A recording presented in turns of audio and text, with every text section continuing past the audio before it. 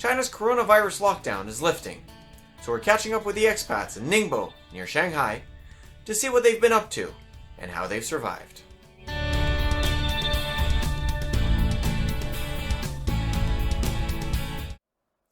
Well, good evening to our viewers again. Tonight with us on the Green Code, we have Gabriel. Hi, everyone. So, Gabriel, just like most of the people that have come in this channel, you've been in China for quite a while now, right? Yeah, about 3 years and a half in Ningbo. Alright, so I'm guessing you spent the entire Spring Festival and COVID lockdown that we had at the beginning of the year over here, right? Yeah, pretty much like everyone, yes.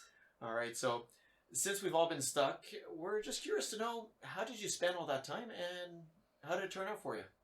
Well, it turned out I was quite lucky because I was in the Philippines for Chinese New Year, but we came back exactly on January 25th, the day that the lockdown started. So I was with my girlfriend, and then we were the only ones in the train. It was quite, of course it was Chinese New Year, but also there was like this kind of weird vibe. Everybody was asking you to wear a mask. We didn't have any. So that was a nice start for the after vacation.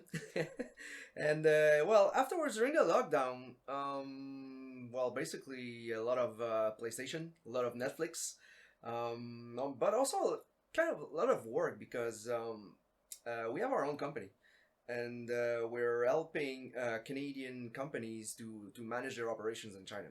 So while China was on lockdown, Southeast Asia was not on lockdown. So I was basically searching for alternative to China in Southeast Asia. So I was doing a lot of scouting for suppliers there, getting in touch with all the trade commissioners for Canada, helping me to find some suppliers in the different field that we manage. So I managed to be quite busy during that lockdown. Because of course I can work from home, so makes things a little bit easier. But yeah, aside from that, the most difficult part was maybe not training at all. So trying to do some stretching, inventing some exercise you can do at home. But well, yeah, it's. I know sometimes the floors in your apartments are not good for dumbbells, eh? Nope, not at all. So you seem to have gotten back your shape though since we've opened up since then, eh? Well, yeah, 4 months now. Gyms have been open, so perfect. Yep, back in shape. Yeah, so it's definitely been a while. So that's one of the things though. Have you noticed any big differences in Ningbo from before and now after the lockdown? Well, right now I can say that it's basically like it was before. Like I say to my friends in Canada, you would be dropped in Ningbo now, and aside from the train station or the airport, you would feel that, yeah, not much has happened here, Well, more people wear masks inside, and of course you have your green code on your phone that everywhere you go, you're kind of tracked. But aside from this, I was kind of hoping that it would change, like you go in the gym and then I see some people still not bringing towels, still not, the hygiene has not improved at all. I'm a bit disappointed because of this, because I thought, yeah, people would change their behavior, be a little more conscious, but yeah, it doesn't change. Still wearing flip-flops or even bare feet in the gym, so I'm like, yeah, okay. But so basically, yeah, now I can say that it hasn't changed much here. It seems to be pretty much the same old. There's a few things, but I think pretty much the same. Yeah. Especially Ningbo. Yeah. Yep. So if anybody has any experiences other places in China, you can leave some comments below and let us know how you're feeling with that. But, so you said you've been here for 3.5 years now. So what brought you to Ningbo in the first place, and what's making you stay? Job. I was working and still working for the same company called PBSC. And not a lot of people know them, but they're the biggest bike sharing company in the world. They're based in Montreal. So they have this system in Montreal, of course, in Toronto, a few in the US, also Europe, Middle East, and basically brought all their production to Ningbo. So I found a die-cast foundry here, also sheet metals. So I brought, everything was made in Canada. So of course they were not very competitive compared to their competitors who were already making stuff in Asia. So I decided to bring their suppliers here. So at first, it was for 6 months. So I said, okay, go and try for 6 months and see how you like it and how we like it also, if there's a use for you. So after 6 months, Came back to Montreal for a few weeks. They said, we want to do another 6 months with you. Still have some things to develop. It's nice to have our eyes and ears in China to know what's going on. So I went back, and while I was doing my second 6 months, another company from Canada was trying to build a joint venture here in the automotive sector. So they asked me, well, since you're already in Ningbo and we kind of have a big supplier in Ningbo, would you also be interested in being our eyes and ears and kind of manage the relationship we have with the supplier here? And I said, okay, of course. So they became my second client.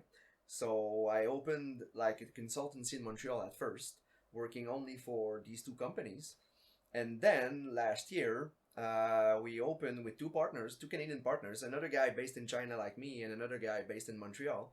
And we basically opened our own company, one based in Montreal and a division based in Ningbo. So now we have our own company in Ningbo, and we're managing operations now for Canadian companies for about five or six companies now. Oh, nice. Yeah. So basically, what makes me stay here is that I have my setup, I have my company now. Everything's going great. There's a huge demand, especially now with the borders closed. Canadian companies they don't know what's going on with their suppliers.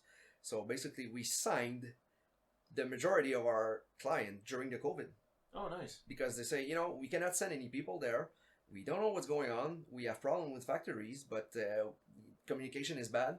So there you go. So This is like you got your work cut out for you. Yeah, pretty much. Yeah, it's been good for me. Yeah. All right.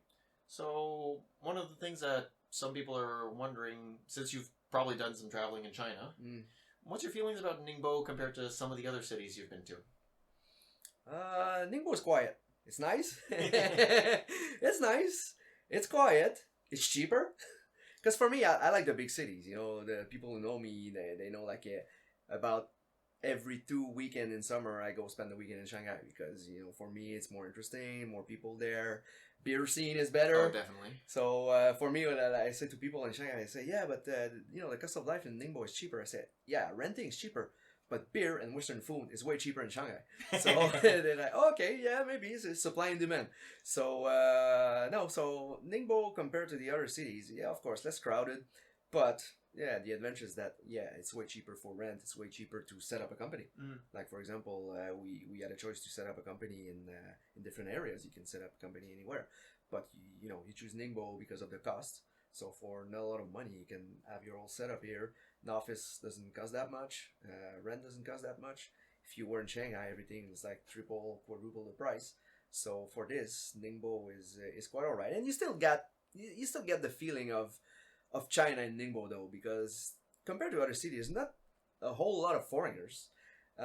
English, more and more people speak English, but you still have the Chinese vibe here compared to all the big cities.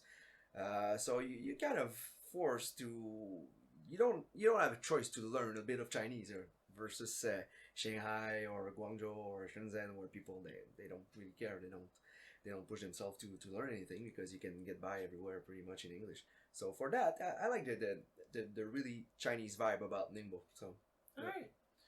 So I'm guessing you got some future plans for the city?